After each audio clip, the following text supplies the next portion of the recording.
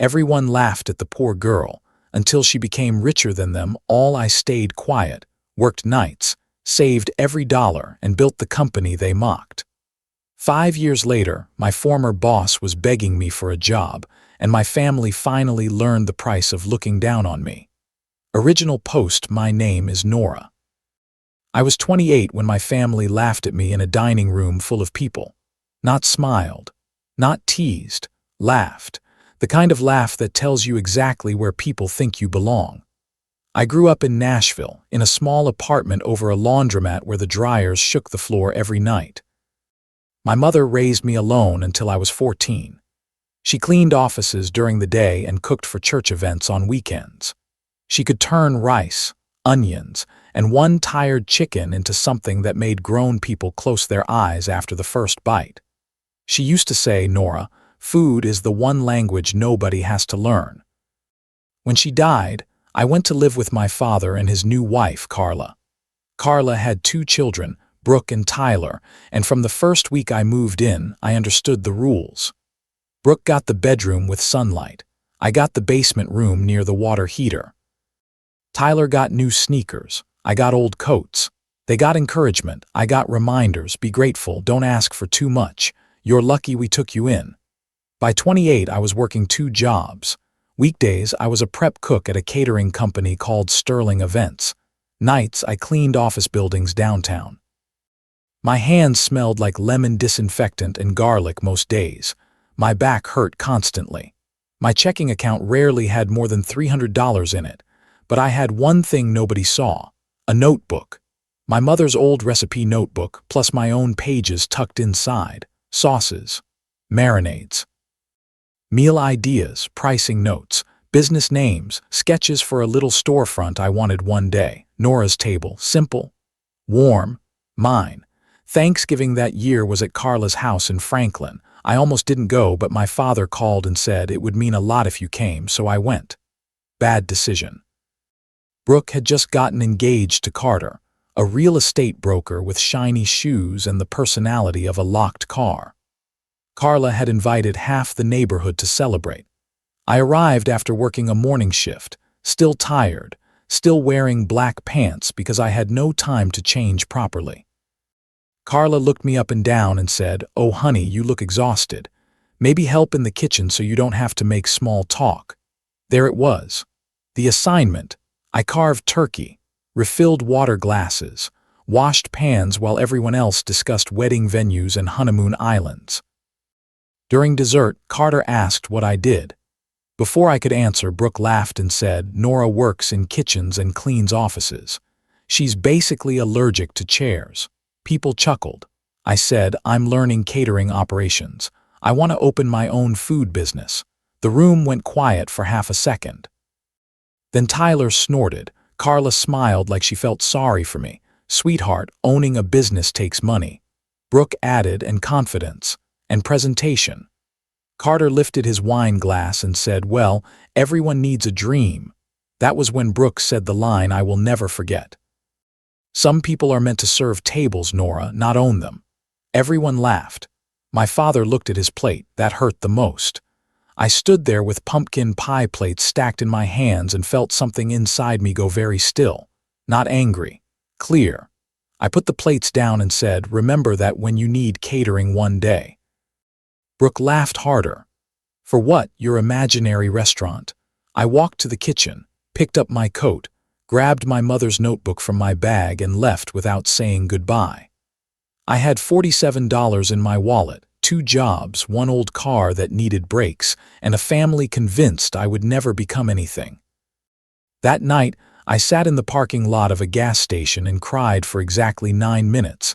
Then I opened my notebook and wrote the first real plan of my life. Nora's table starts now, not someday. Now. Update 1, 6 months later, the first 6 months were ugly. Not inspirational ugly, not movie montage ugly, just ugly. I slept 4 hours most nights. I worked prep from 6 a.m. to 2 p.m. Cleaned offices from 7 p.m. to midnight and used the hours between to cook sample meals in the church kitchen that Pastor Denise rented to me for $30 a night. My first customers were nurses from a clinic near my cleaning route. I made lemon herb chicken bowls, roasted vegetable pasta, turkey chili, and breakfast biscuits. Nothing fancy. Just good food, packed clean, labeled clearly, delivered on time. The first week, I made $92 profit. I wrote it down like it was $1 million. Then one nurse posted my food online. Then another. Then a receptionist ordered 12 lunches for her office. Then a teacher asked if I could do meal prep for her parents. By month 3, I had a tiny website, a used label printer I bought for $65, and a logo my coworker Jamie designed in exchange for 2 weeks of dinners. Nora's table became real before anyone in my family noticed. At Sterling events, my manager, Madison, noticed first. She was 34, polished, and deeply threatened by anyone beneath her having ideas. She called my food hobby cute until one of our clients asked if the chicken skewers were mine. They were. Madison had used my marinade after finding it in the prep notes. She took credit in front of the client. I said nothing in the moment. Timing matters, but I photographed the notes. My handwriting, my recipe. Her revised event sheet with my marinade added after the tasting. 2 weeks later, I gave notice. Madison blinked like the dishwasher had started speaking French. "You're quitting." "To do lunch boxes," I said, "meal prep and private catering." She smiled. "Nora, be realistic. You're reliable help, but business owners need more than good seasoning." I said, "Good thing I have more than seasoning." She laughed. That laugh again. I was getting used to it. My last paycheck was short by $380. Madison claimed I had taken unpaid time off. I had not. I emailed payroll with my clock and records, screenshots, and schedule copies. No emotion, just documentation. The missing money appeared 3 days later. I used it to buy a second-hand stainless prep table. Then came my first real break. A local farmer's market had a cancellation. The booth fee was $120. I had $136 in business savings. I paid it before fear could talk. I cooked for 14 hours straight. Mini chicken pot pies, sweet potato biscuits, peach hand pies from my mother's recipe, cold pasta jars, lemonade with mint. It rained that morning. Of course it did. For the first hour, I sold almost nothing. I stood under a leaking canopy, smiling at people who walked past without stopping. Then an older man bought 1 peach hand pie. He took 3 steps, bit into it, stopped, turned around, and bought 6 more. By noon, there was a line. By 2, I had sold out, profit after expenses, $1,812. I sat in my car afterward holding the cash envelope and shaking, not because I was rich, because for the first time I had proof. I was not imagining myself. That night, Brooke texted me for the first time in months. "Saw your little food stand. Cute. Hope you're not overworking yourself trying to prove a point." I replied, "I'm building a business, not proving a point." She sent a laughing emoji. I blocked her for the weekend. Peace is cheaper than therapy sometimes. Update 2. 2 years later, Nora's table had 3 part-time employees, a rented commercial kitchen space, and contracts with 7 offices, 2 private schools, and a senior center. I was not rich, but I was no longer desperate. There is a difference. I paid myself modestly. I bought a newer used car with working brakes. I moved into a small townhome with a porch just big enough for basil plants. Every month, I put money into savings and taxes before touching anything else. Success did not feel like champagne. It felt like paying bills without holding my breath. Then the big opportunity came. Riverbend Properties, a real estate firm in Nashville, needed catering for a 3-day investor retreat. Breakfast, lunch, snacks, and a closing dinner. Total contract, $65,000. I almost threw up reading the inquiry. Then I saw the contact name. Carter, Brooke's fiance, still fiance by the way. Their wedding had been postponed twice because Brooke kept upgrading things Carter did not want to pay for. Carter called me the next day. His voice was smooth until he realized it was me. "Nora. Wow, I didn't realize this was your company." I said yes, Nora's table. He cleared his throat. "That's impressive." I said, "Thank you. I can send a proposal by Friday." There was a pause. Then he said, "We're reviewing several vendors." I said, "Of course." I sent the proposal, clear pricing, sample menus, staffing plan, insurance certificate, client references, photos, allergen policy, everything professional. 3 days later, I got a rejection email. Generic, cold. They were going in another direction. Fine, losses happen. But Jamie, who had become my operations assistant, noticed something weird. Riverbend had downloaded our full proposal 8 times. Then someone from a new catering page started posting menu items almost identical to mine. Same descriptions, same order. Even my peach hand pies renamed as Southern Orchard Pockets. The new catering page belonged to Brooke. She had launched Brooke & Co. events overnight. I stared at the screen, stayed quiet, didn't move. Then I called my attorney. Her name was Kelsey. I had hired her months earlier to review contracts because success without protection is just a target. She sent a cease and desist within 24 hours for copied proposal materials, copied menu language, and misleading business claims. Brooke called me screaming from an unknown number. "You're suing family now." I said, "I'm protecting my company." She said, "You think you're better than us because you sell lunch." I said, "No. I think I'm better than stealing." She hung up. Then the flying monkeys arrived. Carla texted, "Brooke was just inspired by you. You should be flattered." Tyler wrote, "You're really letting money change you." My father left a voicemail. "Nora, please call me. This is getting out of hand." I did not call back immediately. Old Nora would have. Old Nora would have managed everyone's feelings while swallowing her own. New Nora had payroll due Friday. Kelsey handled it. Riverbend's legal team investigated. Turned out Carter had forwarded my full proposal to Brooke because she claimed she could do it cheaper. He thought he was helping his future wife. Instead, he created a documentation trail with timestamps, attachments, and messages where Brooke wrote, "I can copy most of this and make it prettier." That sentence cost her. Riverbend dropped both vendors temporarily while they reviewed. I thought I had lost the contract for good. Then a food writer named Harper posted about us. She had eaten one of my market hand pies 2 years earlier and followed our growth quietly. When she saw Brooke's copied page and my original posts, she wrote a long thread about small businesses, theft, and the difference between inspiration and stealing someone's labor. It went viral locally, not millions viral, useful viral. By the next morning, I had 214 new inquiries, 9 interview requests, and 1 direct email from Riverbend's CEO. He apologized, professionally, not dramatically. He said Carter had been removed from vendor selection. He asked if I would reconsider the retreat. I said yes, with updated terms. 50% deposit upfront, final menu locked 2 weeks before event. Cancellation fee, intellectual property clause, overtime billing, no exceptions. They signed. That retreat changed everything. We served breakfast biscuit bars, smoked turkey wraps, roasted corn salad, peach tea, herb chicken, maple carrots, and my mother's peach hand pies for dessert. On the final night, the CEO stood up and thanked Nora's table by name. I stood in the back near the kitchen doors, wearing black chef pants and a clean apron, and thought of Brooke saying I was meant to serve tables. She had been right about one thing.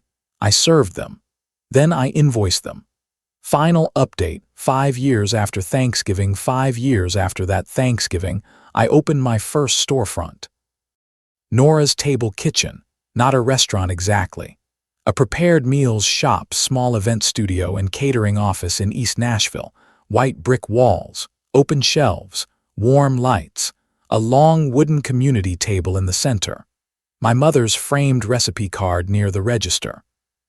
Opening cost me almost everything I had saved. $180,000 between leasehold improvements, equipment, permits, deposits, design, inventory, and terrifying little surprises nobody warns you about. The walk-in cooler alone cost more than my first car. But this time, fear did not stop me. It made me careful. We opened on a Saturday in April. At 9 a.m., There were 12 people outside. By 11 a.m., the line reached the sidewalk. Nurses from my first clinic came. Pastor Denise came. Jamie cried behind the counter and blamed onions, though we were not cutting any. My father came too, alone. He stood near the door holding grocery store flowers and looking older than I remembered. Carla was not with him. Brooke was not with him. Tyler was not with him, just him. For a second, I was 14 again, waiting for him to choose me. He walked up to the counter and said, "Nora, I am proud of you. I wanted those words for so long. Years. Decades maybe. But when they finally came, they did not fix what his silence had broken. They were nice, painful, late. I said, thank you. He looked at the photo of my mother's recipe card and his eyes filled. She would have loved this. I said, I know. He flinched slightly, not because I was cruel, because I did not give him the emotional reunion he expected. After he left, Jamie asked if I was okay. I said I think so, and I was. Mostly. 3 months after opening, Madison applied for a job. My former manager, the woman who had stolen my marinade, shorted my paycheck and laughed at my lunch boxes. Her application came through our website for catering operations coordinator. When Jamie showed me, her eyes were huge. Do you want me to delete it? I said no. Schedule an interview. Madison walked in wearing the same kind of blazer she used to wear at Sterling events, but the confidence did not fit like it used to. Sterling had closed after losing several major clients. She had bounced between jobs. Her resume was good. Her references were careful. She sat across from me in my office and said, I didn't know if you'd agree to meet. I said, you're qualified for the role. She looked down. Nora, I owe you an apology. I waited. She said, I underestimated you. Worse, I used your work and acted like it was mine. I was insecure and I took it out on you. No excuses. That surprised me. I said, thank you for saying that.